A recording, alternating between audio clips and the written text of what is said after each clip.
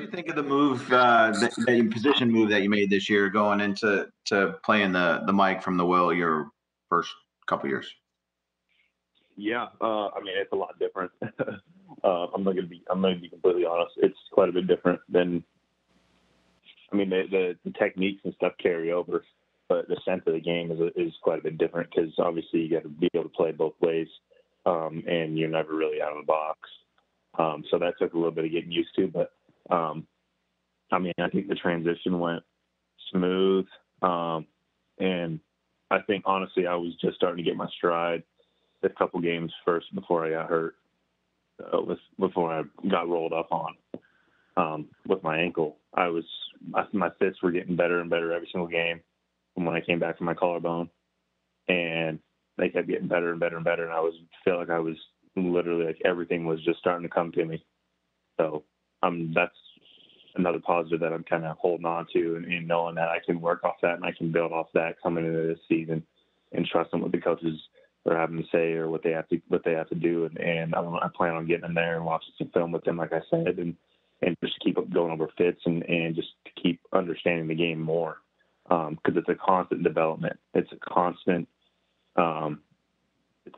growth, knowing that you got to go with the game because the game changes. So if coaches see something for you, you got to trust in that and trust that they know what they're doing and what they're talking about, and do your best ability, apply your best, and put your best foot forward to go out there and do that and do your job and be the best you can be under the circumstance. So I'm looking forward to that. I'm looking forward to improving more and getting my body right, getting strong, getting lean, getting faster, and then obviously improving the mental side of the game and just understanding more of the why and how we're doing things. In retrospect, how difficult was it to make some of these significant changes on defense without the live off-season work?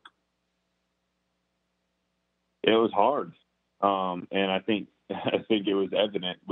It was hard implementing a new system and not being able to practice it. And I think we finally were just starting to get the hang of it halfway through the season. And I think it showed. Really, we were starting to understand things a lot better, and it was showing up on film. But it was hard not having an off season and not being able to actually be out in the field and run through that stuff.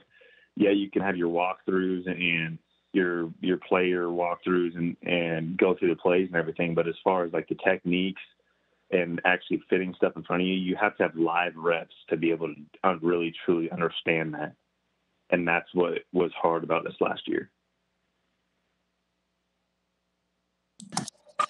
Leighton, you mentioned how much you want to improve on your mental game this offseason. We don't know what Sean Lee's future is going to look like, but what have you appreciated most about being his teammate? And if he were to transition to coaching at some point, what kind of coach do you think he would be? Well, I mean, just the individual he is. He's one of the most selfless people that I have ever been around. The dude just truly loves the game, and he's going to do what's best for the game. He's extremely intelligent. He understands it like nobody I've been around. He's just a phenomenal individual. His character, it bleeds off and it's contagious. I mean, he's like an older brother to me, and I know he wants to see everyone around him succeed. And that's just what's special about him is if other people are succeeding, the team is succeeding, he's just as happy as if it was him out there doing that. So I think it's special to have a guy like him around. They don't come around like that very often. And I mean, if I get a chance to play with him again or whatever, if he's a coach, I don't know what the situation is with him, and I'm going to let him talk about that. I'm just looking forward to whatever comes for him. And I know he's the same way with everybody else. I wish the best for him. And heck, if I could play another season with him or another 2 seasons, who knows? I would absolutely love it. I would soak up every second of it. You mentioned earlier that the neck's been great since the surgery. Do doctors prefer to kind of take a look at that every now and then to see how it's going, or is that one of those things where the surgery's done and that's it, you move on? I mean, you have your checkups. You have your checkups after surgery for like your month checkup, and then you have like your 3 or 4 month checkup. And literally, they said it couldn't have gone any better. And I think it's just as simple as that. It's not like, I mean, the dudes do that surgery on people all the time, so they know when things are good, and it's not really a sense of second guessing yourself or having to check on it all the time. I mean, if the guy feels good, the guy feels good. It's just what it is. And I feel good. I feel wonderful. That's what makes me the most excited about it, because it was an extreme success.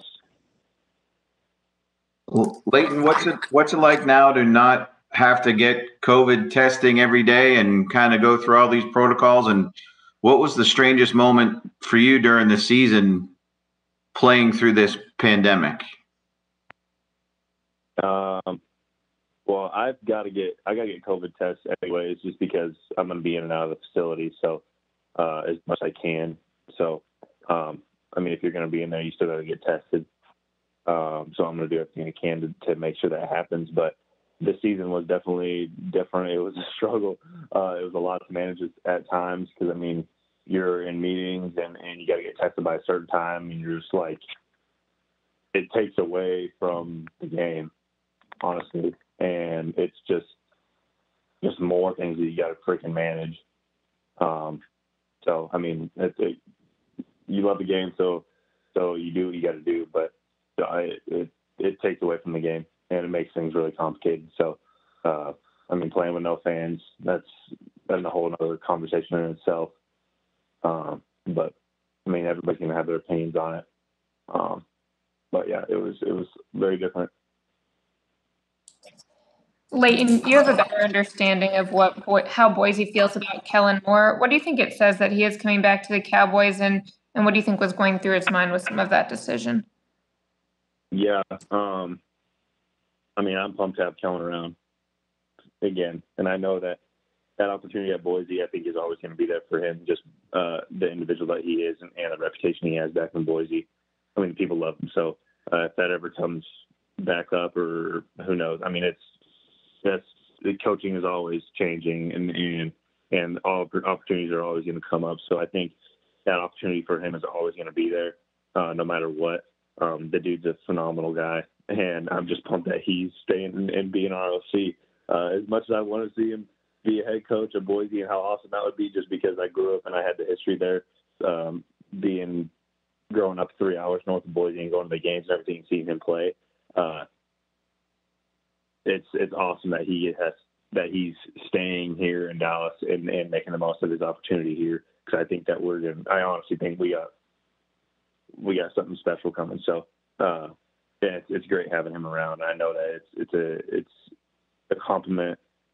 Dak and him complement each other, and I know that he understands Dak, I think, more than anybody does, and he knows how to utilize him. So I'm excited to see what we can do this coming year. I know that he's already working towards that. There are changes to personnel.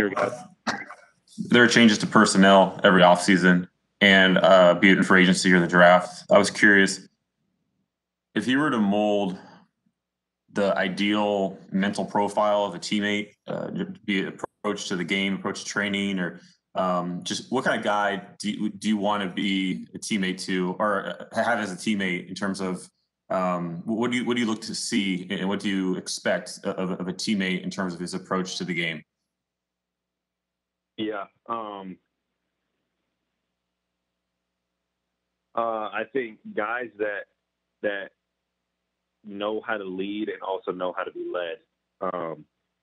Understanding it's a two-way street, and knowing that there's a time to lead and there's a time to be led, and just having an open heart about things and listening if you got to get something off your chest, or if you really got to confront something and get things right, and not taking it in a personal way, taking it as, okay, this guy wants things better, this guy wants things right, and knowing that we all have to work together, we all have to be one group.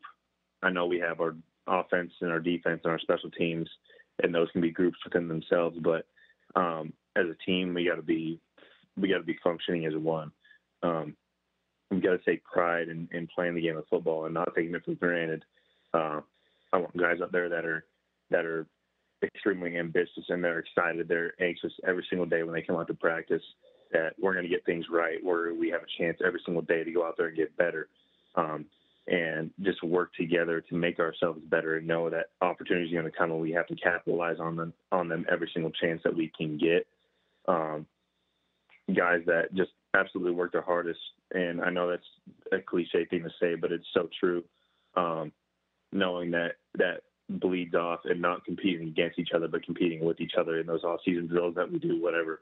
I mean, it's not like, okay, like every time I step on the line, I'm trying to freaking be the person across from me or the guy next to me, whatever it is. I'm trying to win the drill, whatever, but it's not, I'm competing against him.